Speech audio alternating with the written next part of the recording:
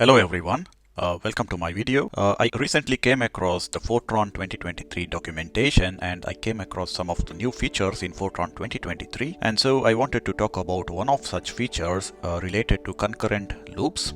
Here we have a normal do loop where we print the iteration number from 1 to 5. It performs this operation in a serial way. Every iteration happens one after the other. What happens in a concurrent loop is that instead of traditional do loop, we do the looping in a parallel way. So the Fortran is telling the compiler that these iterations are independent of each other, and so we can make use of all the CPUs. So when we print a statement with a concurrent loop, the same print statement will look like this. So they will not be in the order. Concurrent loop, although it looks very interesting, it is a problem when we have to deal with sums. For example, this parallel executions, the concurrent loop can introduce problems when we are trying to sum an array inside this loop. For example, imagine we have something like this, and where the multiple data can be updated to the total, and so some updates will override the others, and so we will get a wrong total.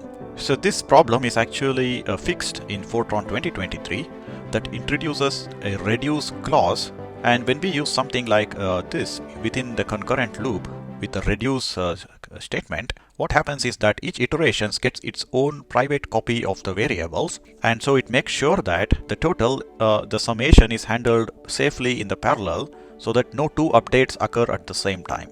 So let's say we have the ordinary concurrent loop with 4 numbers, and we are trying to add these 4 numbers. Let's say we have data 1 and data 2.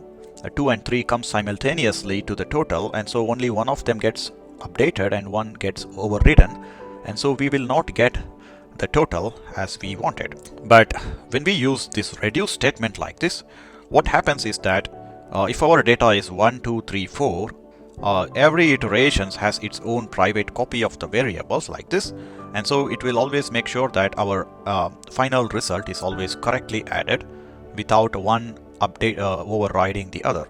And we also have another features in Fortran 2023 is in the trigonometric. Previously, when we had trigonometric functions like sine, cos, or tan, it used to only work with radians, not in the degrees. And now it seems Fortran 2023 has functions like sine d, cos d, and tan d that directly takes angles as its input. And there are also other features that like improved enumerations, conditional expressions, and enhanced array handling. Go and check their official documentation in this link. Thank you for watching.